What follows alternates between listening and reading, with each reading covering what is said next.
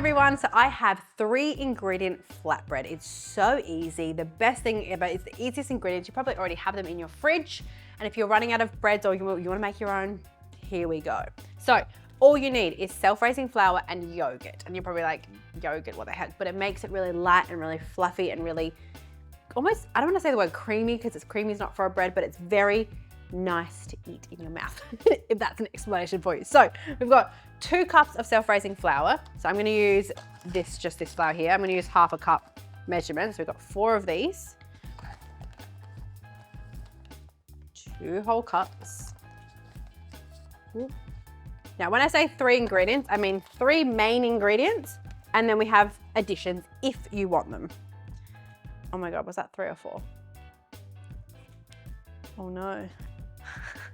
I wasn't listening. It was 4, wasn't it? I was like, oh, I was talking.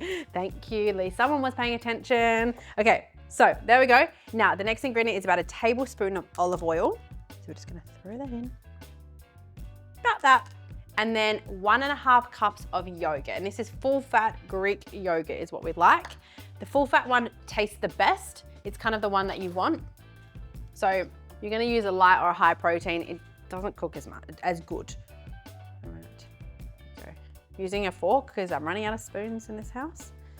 All right, that's half a cup. I'm gonna count this time. 1 cup. So 1 more half a cup and then we're good.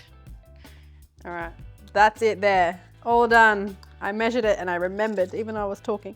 Okay, now that is our base recipe. Done and dusted, 3 ingredients, that's it. So now with our additions, it's just flavors. So whether it's salt, whether it's some cumin, whether it's chili flakes, rosemary, whatever you like. I'm gonna use oregano today because it's just flat and simple. You don't have to use anything, you can use nothing, but I think you should always use a little bit of salt, just as like in every single one, and then additional sort of herbs on top of that. So we're gonna mix the flour and the yogurt together. It's gonna be crumbly, so just watch out for that.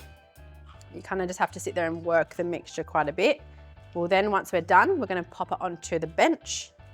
So have a look, it's kind of starting to crumble now. Don't panic about that. It will come together when we need it together. So here we go. Mix, mix, mix, until it kind of forms that thick, crumbly mixture where you can't really mix anymore. About that, now throw it straight onto your bench. All that, get all the extra flour on top that you put in there. All right. Chuck that to the side, and now we're gonna get our hands a little bit dirty, so rings off. We're gonna knead this into each other. It's gonna come together eventually. So you're just basically picking it up and pushing down, picking it all up, pushing down, picking it up, pushing down. So you can see now it's starting to form like a nice ball, just because we're working that yogurt into the flour over time. Doesn't happen as easy like regular bread. Kind of needs a little bit of more work put into it. Now this is the best thing about this kind of recipe is you don't need to let it rise. There's no rising time, there's no anything. So if you need something quick, you can make this and it makes breads really, really quick. Probably needs around, let's say a couple of minutes of kneading time just to bring it together. So you can see it now, it's really starting to form its own little ball. If you feel like it needs a little bit of extra flour, you can sprinkle some on top. But you'll do that when we start to roll it out. So you don't need too much at the minute. So once it's all kind of combined, all come together like a bowl, check out that. Good. Okay, now I'm gonna give my hands a little bit of a quick wash, and then we're gonna pour some flour on top of the bench. So I'm gonna quickly clean my hands. Just gonna sprinkle a little bit of flour onto the bench. Now we're gonna get, I'd say maybe 1/4 cup will make a little small flatbread. Little 1/4 cup. Depending on how big you want them, how small you want them, if you want little pikelets, completely up to you here. Roll it in some flour. You don't want a lot of it, but roll it into some flour. Get it into like a small little bowl. And then we're gonna roll it out. So here, like I said again, completely up to you how big or small you want it. But here is when we're gonna add some more flavor. So I'm gonna add some salt in, and I'm gonna add some oregano in, just a little bit.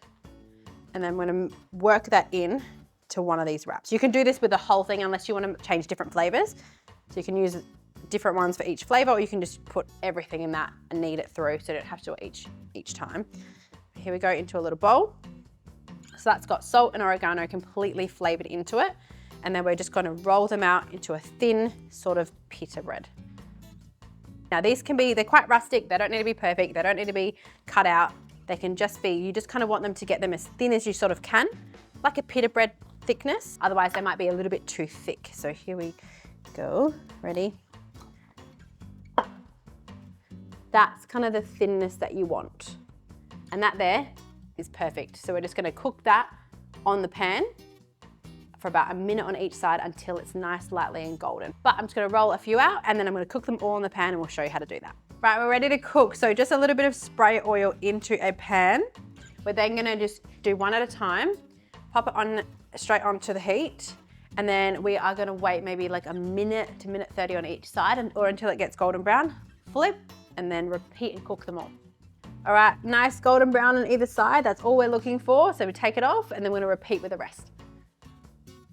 All right, last one. Check this out. They look bloody good. So here you can use them as wraps, like you can put chicken, make them as a full wrap, or we can use them as like a little entree thing. So you can add some dip, you can do whatever. But here I've got 2 dips. So all I would really do is just get some, rip it, and I'll show you how fluffy they are. Can you see that? Zoom all the way in, right to my face. See how fluffy they are? That's the yogurt. That's the yogurt's getting that really, really nice. That's when I said like soft before, that's what I meant. Like fluffy, delicious. So then just add a little bit of dip. And I'm being selfish because I like this pink dip, and then that's it. It's so good. And you think like, hang on, let me eat. You think it's gonna taste like yogurt, it doesn't. It just tastes like soft, fluffy bread. It's genuinely the most perfect recipe. I'll pop it in the description below so you can have it. I'll write up all the additions that I think will be delicious, but let me know if you try something completely different. And I'll be here next week, so thank you. Make sure you subscribe and like and comment and let me know if you make it. I'll see you next week.